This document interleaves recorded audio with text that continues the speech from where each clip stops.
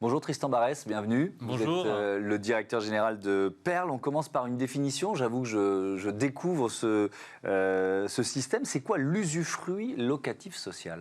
Alors, l'usufruit locatif social, c'est un mécanisme qui permet de faire du logement social avec des financements privés. Donc concrètement, qu'est-ce que c'est ? On dissocie la nue propriété de l'usufruit. Donc la nue propriété, c'est en gros les murs du logement qui sont vendus à un investisseur privé. C'est intéressant pour lui parce qu'il achète cette nue propriété 30 à 40% de moins que la valeur du marché. Donc par exemple, un logement à 100 000 euros qui vaut 100 000 euros, il achète la nue propriété 60 000 euros. Mais en contrepartie ? Alors la contrepartie, c'est pendant 15 ans, il ne s'occupe de rien, il ne touche aucun loyer. Et pendant 15 ans minimum, l'usufruit, c'est-à-dire l'usage du logement, est confié à un bailleur social qui gère ce logement comme un logement social et qui l'attribue à des ménages qui sont sous plafond de ressources avec un plafond de loyer. Et ce qui se passe au bout de 15 ans, c'est qu'on réunifie la nue propriété et l'usufruit, c'est-à-dire que le nu propriétaire qui a investi dans la nue propriété récupère l'usufruit, il devient plein propriétaire et il fait ce qu'il veut avec le logement. Donc ça permet de faire du logement social pendant une durée minimale de 15 ans. En général, ça va même souvent quelquefois jusqu'à 20 ans. On peut le prolonger ? On peut le prolonger. D'accord. Donc de 15 à 20 ans, c'est du logement social, c'est comptabilisé au titre de la loi SRU. C'est du logement social, c'est financé avec de l'argent privé. Le bailleur social ne met pas de fonds propres. La collectivité territoriale augmente son parc de logement social et ne met aucun euro dans l'opération. On ne demande aucune subvention à la collectivité territoriale, c'est du financement privé pour faire du logement social. Oui, c'est un peu du gagnant-gagnant à tous les échelons, si je vous entends. Pour le propriétaire, pour les collectivités locales, on peut revenir là-dessus. C'est vrai que c'est souvent un défi, c'est souvent compliqué pour des collectivités locales de créer des logements sociaux. C'est une réponse que vous proposez. Exactement, c'est une réponse. Et par cet effet de levier que permet le financement privé, on arrive à faire sortir des opérations qui ne peuvent pas être financées dans les schémas classiques ou qui sont difficiles à faire sortir dans les schémas classiques de financement. Là où c'est facile de faire du logement social avec des bailleurs sociaux et de l'argent public, à la rigueur, on n'a pas besoin d'intervenir.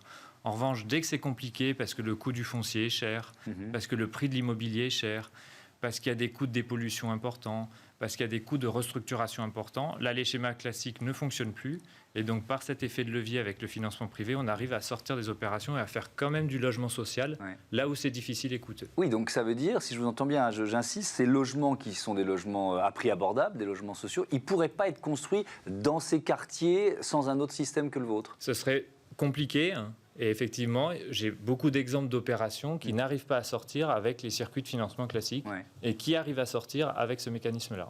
Ça existe, en tout cas, Perle existe depuis 20 ans, filiale de Nexity. Qu'est-ce qui a initié ce système ? C'est une idée de Nexity et de Perle ? C'est la loi ? Comment ça a démarré cette aventure ? Alors, c'est la loi qui encadre strictement le dispositif. C'est un outil, et la loi a inventé cet outil pour être complémentaire du financement classique du logement social. Donc c'est effectivement les créateurs de Perle qui ont développé ce dispositif. Comme on a 20 ans, on est les seuls à pratiquer l'usufruit locatif social depuis aussi longtemps, et aujourd'hui on déboucle des opérations, c'est-à-dire qu'on réunifie l'usufruit et la nue propriété d'opérations qui ont été financées il y a 15 ou 20 ans. Donc en fait, on ne fait pas qu'en parler, c'est vraiment pratique aujourd'hui. Oui, donc vous pouvez prouver que ça marche, quoi, en quelque sorte. Et d'ailleurs, qu'est-ce qui se passe pour les locataires quand on sort du système, quand, comme vous dites, vous débouclez ? Alors, c'est un moment très important qui nécessite un accompagnement. Il y a un service au sein de la société qui est dédié à l'accompagnement du nu propriétaire, mais également du locataire par l'intermédiaire du bailleur. On s'y prend 2 à 3 ans avant. C'est-à-dire que 2 à 3 ans avant, on demande au nu propriétaire ce qu'il veut faire de son logement. Est-ce qu'il veut le garder pour lui ? Est-ce qu'il veut le vendre ? Est-ce qu'il veut continuer à le louer ? Parce qu'il y a beaucoup de nus propriétaires qui finalement ont un locataire en place qui paye un loyer, donc ils veulent continuer à avoir des recettes locatives. Et donc, dans le cas où il faut récupérer le logement vide pour le vendre ou pour y habiter, à ce moment-là, on accompagne le bailleur social de manière à pouvoir le reloger. La loi impose au bailleur social de faire des propositions de relogement aux locataires. Et pour les propriétaires, c'est vraiment intéressant parce qu'il y a le prix d'achat, j'ai bien compris, mais ensuite on touche, alors on s'occupe de rien, d'accord, mais on touche aucun loyer non plus pendant 15 ans. Alors c'est la contrepartie, c'est-à-dire que c'est un investissement de long terme. Je place mon argent dans de la nue propriété, dans de la pierre. Pendant 15 ans, effectivement, je n'ai aucun revenu. Mais au bout de 15 ans, je récupère la pleine propriété avec une valeur pleine et entière du logement et sans fiscalité. Pour célébrer vos 20 ans, ces 20 ans, Perle a décidé de devenir une entreprise à mission. On va regarder votre raison d'être dans un instant, mais d'abord, pourquoi? C'est quoi la justification de cette démarche? Alors, faire du logement abordable au cœur des villes, c'est notre ADN depuis 20 ans. Il y a une dimension sociétale forte, mais ce qu'on voulait, c'est passer à la vitesse supérieure en devenant société à mission. C'est un signal fort que l'on donne à nos partenaires, mais ce n'est pas un effet de communication. Être société à mission, en fait, c'est modifier nos statuts de manière à écrire notre raison d'être dans les statuts de l'entreprise, à fixer des objectifs dans les statuts de l'entreprise, des objectifs qui sont opposables. C'est-à-dire qu'on a un comité de mission et même un tiers indépendant qui va devoir contrôler régulièrement, tous les ans pour le comité de mission et tous les 2 ans pour l'organisme tiers indépendant, que l'entreprise répond bien à ces objectifs-là. Donc, ce que l'on souhaitait faire, c'est inscrire en dur dans nos statuts notre ADN, cette dimension sociétale de la société, faire du logement abordable avec des financements privés au cœur des villes et en même temps diversifier le produit sur plusieurs axes. Ouais. Je vais la lire, cette raison d'être. Parce que nous voulons préserver l'accès à un logement abordable de qualité et favoriser la mixité sociale, nous créons des solutions immobilières fondées sur le partage entre l'usage et la propriété, en fédérant et en accompagnant tous les acteurs concernés, bailleurs sociaux, professionnels du logement, acteurs publics et investisseurs privés, autour de projets qui associent impact social et performance économique.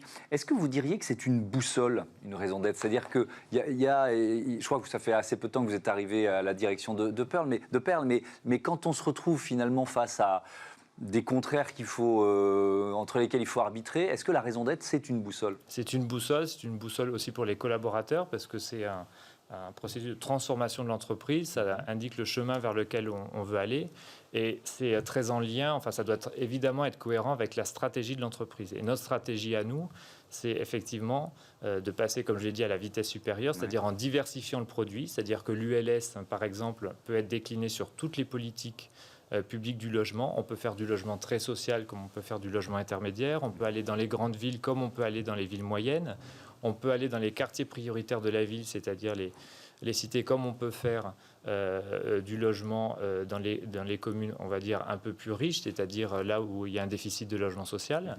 On veut diversifier les territoires, c'est-à-dire ne pas aller que dans les grandes métropoles, mais également aller dans les villes plus modestes. Et également, on veut davantage accompagner nos partenaires. Nos partenaires, c'est qui? Ce sont les maires, parce que ce sont eux qui portent les politiques publiques, qui portent les projets urbains. Donc, ce qu'on souhaite faire, c'est les accompagner, leur apporter des solutions très pragmatiques pour faire du logement abordable dans leur ville. Et c'est également, comme je l'ai dit tout à l'heure, c'est accompagner nos partenaires, nus propriétaires et bailleurs sociaux, pour que le débouclage se passe bien. Vous l'avez dit tout à l'heure, mais vos 2 décennies d'existence vous permettent d'avoir un certain nombre de recul. Chez Perle, vous avez piloté 5 programmes jusqu'à leur terme, ça représente 111 logements débouclés. Aujourd'hui, vous avez combien de programmes en construction ou en réhabilitation d'ailleurs? Ça peut être des réhabilitations. Oui, alors on fait soit du neuf, soit de l'existant, c'est-à-dire qu'on peut effectivement acheter des immeubles et les réhabiliter. On est présent dans 168 communes en France, on a réalisé 350 programmes environ, ça représente 9000 logements. Voilà. Donc c'est à peu près les chiffres de production de Perle. Et les perspectives? Alors, notre ambition, c'est de continuer sur ce rythme-là, environ 1000 logements par an. Mais encore une fois, ce qu'on souhaite faire, c'est d'abord répondre à des problématiques particulières des élus locaux. Et les problématiques sont différentes en fonction des territoires. Lorsque je vais dans une ville moyenne, le maire, il me dit que ce qu'il veut, c'est revitaliser son centre-ville. Donc ce qu'il faut faire, c'est aller sur de l'existant. Restructurer des immeubles, démolir pour reconstruire. C'est pas la même chose dans une autre ville où on me dit, moi, ce que je veux, c'est lutter contre l'habitat indigne. Ou dans une autre ville où on me dit, moi, j'ai des immeubles qui sont vendus pour faire du Airbnb, je veux faire du logement social. Ou dans une autre ville où on me dit, je veux faire du logement étudiant. Donc à chaque fois, il faut voir avec la collectivité locale quel est son projet, quel est son projet de ville, quelle est la ville de demain, qu'est-ce qu'elle veut offrir à ses administrés, et regarder en quoi l'ULS peut répondre à ces problématiques. Merci Tristan Barès. À bientôt sur Bismarck. Tout de suite, c'est notre débat sur le vrac.